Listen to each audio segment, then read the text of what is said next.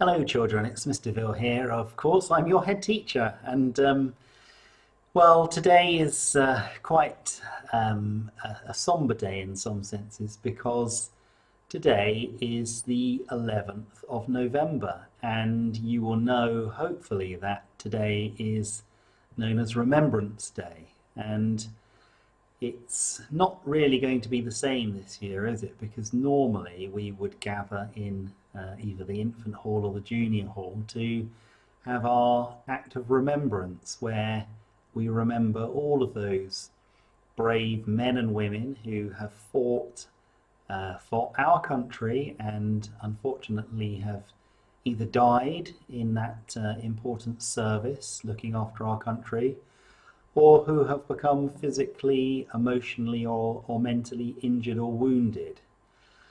But I couldn't let this act of remembrance pass us by, and so what I wanted to do really was to share a book with you, and hopefully you can watch this video either at home or in your classrooms.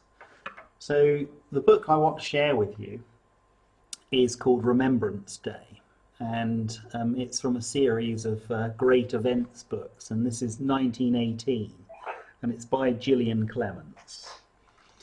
So let me share it with you. On cold, misty November mornings, every year crowds of people come together to remember young men and women who fought and died in the Great War and later wars. All kinds of people gather together on Remembrance Day.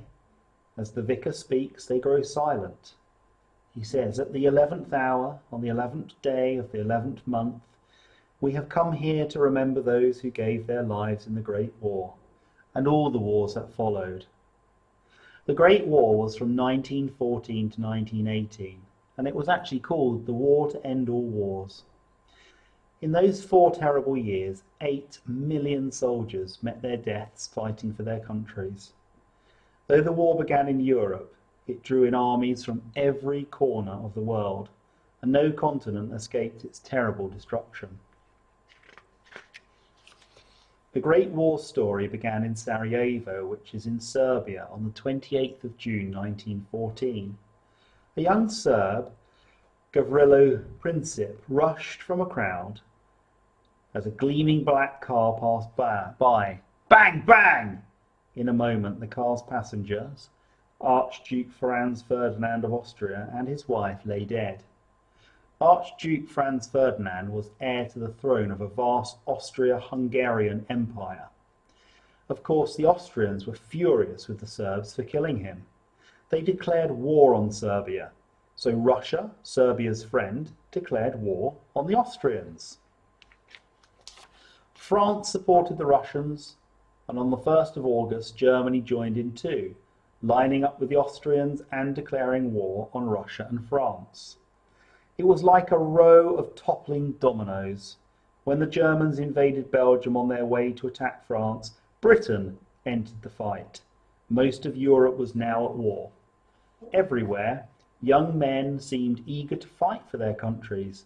They were ready for war and, of course, the adventure.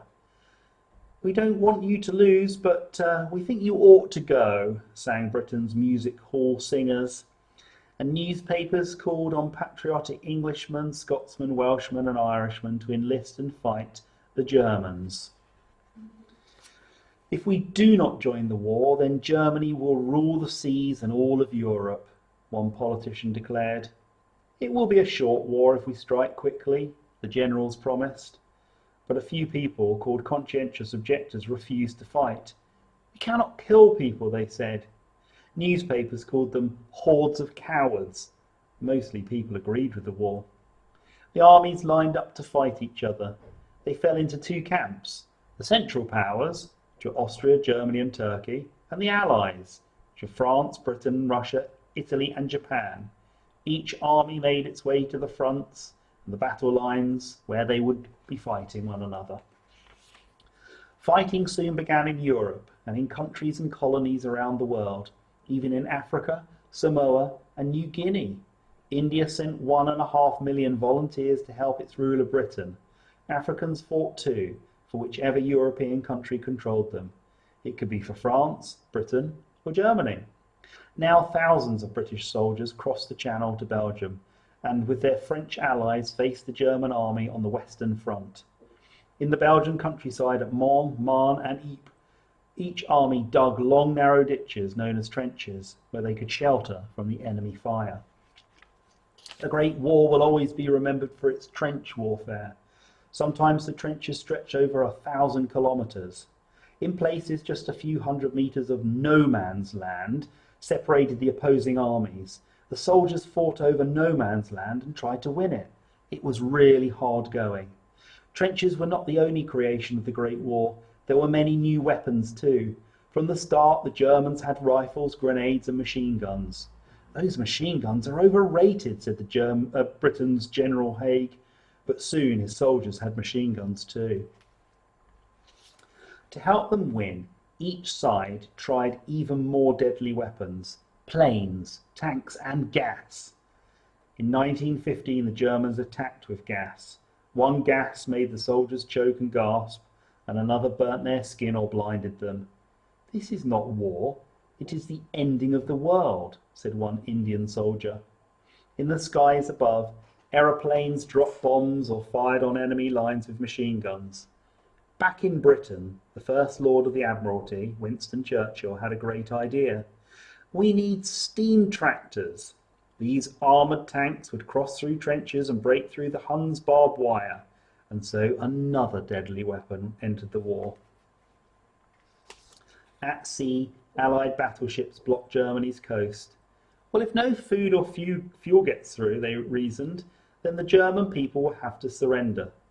But the German Navy fought back. In 1915, Admiral Scheer's terrifying underwater U-boats torpedoed and sank hundreds of British and neutral ships. On land, trench warfare was horrible, especially in the winter. Cold, wet soldiers crouched in their filthy dugouts. Sometimes they shared their trenches with rats and dead comrades. In no time, fit young men fell ill with trench fever and dysentery. Out in no man's land, heavy guns had blasted trees to stumps and carved out muddy craters. "Attack!"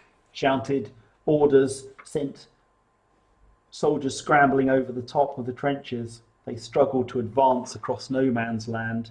Their heavy loads dragged them deep into the sticky mud, while close to enemy lines they became snagged on coils of barbed wire. A single machine gun could kill hundreds of soldiers in minutes. Casualties, the number of soldiers wounded or killed, grew day by day. By Christmas 1914, there were more than 650,000 German casualties, about 1 million French and nearly 100,000 British, but still no army could break through the enemy lines. But on the Great War's first Christmas Eve, the guns were silent for a time. Softly at first, a beautiful tune drifted in the darkness towards the British lines. German soldiers were singing. On Christmas Day, a few brave soldiers left their trenches to greet the enemy in no man's land. Some played football. Then they exchanged cap badges or plum pudding. One German shook an Indian soldier's hand. "My God, why can't we have peace?" he said, "and let us all go home." But in a day or two, the killing started again. It seemed no army had a big enough weapon to win the war. Casualties kept growing and death became normal.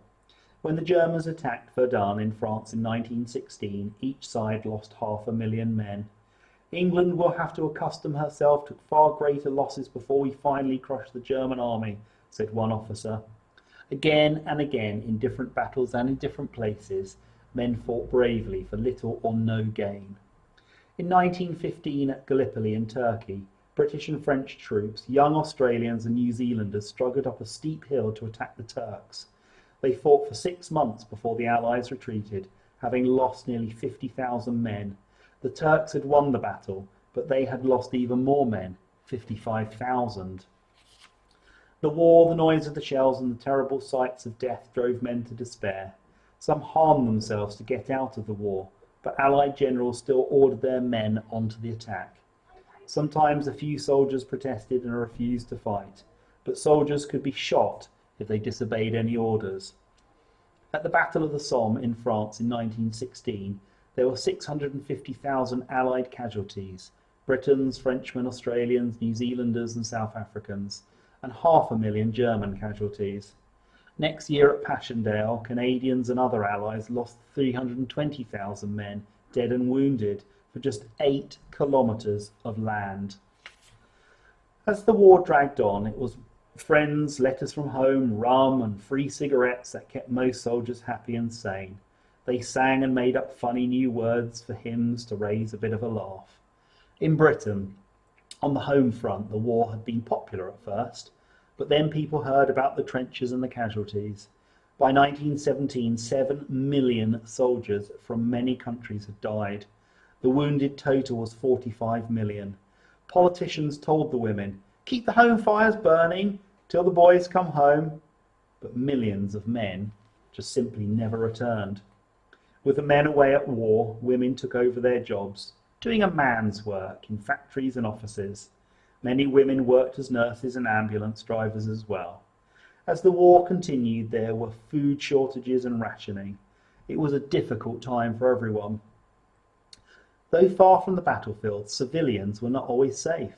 Some passenger ships were sunk, and in the autumn of 1916, airships appeared over England.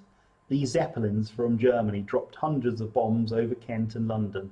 People fled their homes for safety. In Germany in 1917, many people starved and some died. Their home potato crop had failed the year before, and there was nothing to eat but turnips. They still hoped for victory, and so did their enemy, but now everybody just longed for peace. In the war, some things were changing. The Russians made peace with the Germans, but now America, angry that Germany had torpedoed and sunk some of its ships during the war, its fit young soldiers were arriving to help the Allied cause. The Germans fought on, but it was clear that they could not win. In 1918, on the 9th of November, they began to discuss a peace agreement called an armistice, and the German government finally admitted defeat. They signed the armistice on the morning of the 11th of November in a railway carriage near Compiègne in France. Peace at last. At 11 a.m. the fighting stopped. The victors rejoiced, shouting and dancing in the streets. Church bells pealed and happy Canadian soldiers lit a bonfire in London's Trafalgar Square.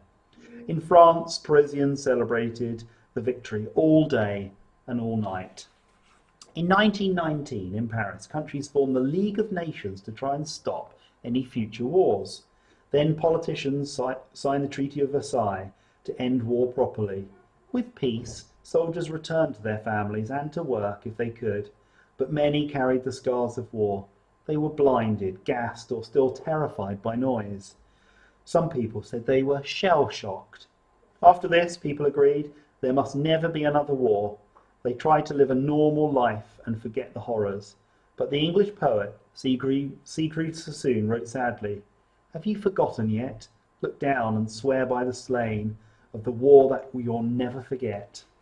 So, countries made monuments and memorials, and some remembered the victory of the right over freedom, over Germany, but most remembered the terrible losses. On the memorials they wrote, "Lest we forget." Britain's King George V spoke in 1919. "Let the people observe 2 minutes silence at 11 o'clock on the morning of the 11th of November, in memory of the victims of the war and the declaration of peace." And so they did. On that first anniversary of the end of the fighting, people bowed their heads in silence. Even the trains and cars stopped. Every year since, countries have put aside a day for remembrance. Many people in the British Commonwealth wear red blood poppies on their Remembrance Day. After a terrible battle early in the war, John McCrae, a Canadian doctor, wrote, "In Flanders fields the poppies blow between the crosses row on row." Now old soldiers place poppy wreaths on memorials and graves of fallen comrades. "If ye break faith with us who die, we shall not sleep though poppies grow in Flanders fields."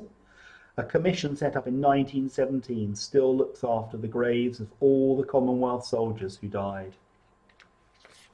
The first Remembrance Day remembered at the end of the Great War, but many wars have been fought since then, The Great War was renamed the First World War in 1939, when the Second World War began. Sadly, there is nearly always a war somewhere in the world, and many war cemeteries are filled with fallen men of many nations. Most of these peaceful places are on land, in Flanders fields or in Gallipoli or on the Sussex Downs, where the chapter reminds us of the Indian Sikhs and Hindus killed in the First World War. Some are at sea, like the wreck of HMS Hood, whose crew of 1,300 drowned in the Second World War. Whenever Remembrance Days or Armistice Days or Veterans Days or Memorial Days are observed around the world, they remember the loss of life. They honour the dead of all wars, but they also celebrate and pray for peace. And so that's our book I wanted to share with you, children. It's a very well written book, and it's a very powerful book. It might be that you want to watch this little YouTube video again, because there's a lot of information in there. I just wanted to say, I know everybody's a bit sad and down in the dumps about the national lockdown and COVID, and I'm not saying that that is not a terrible event that we're living through. But in perspective, wars that our country have fought in the past, often needlessly, were always much more terrible than what we are experiencing today. And I just wanted to kind of bring that to your attention. We're in a very good place. It may not feel like that, but we're a country at peace and we have very strong values. And just wanted to say that I don't really ever want to see another war against anyone else. I hope I never see it in my lifetime or indeed your lifetime. And the key message is tolerance and friendship and compassion and looking after one another, so that hopefully we don't needlessly have to go to war again. Thanks for listening, children, and obviously I'll catch up with you later.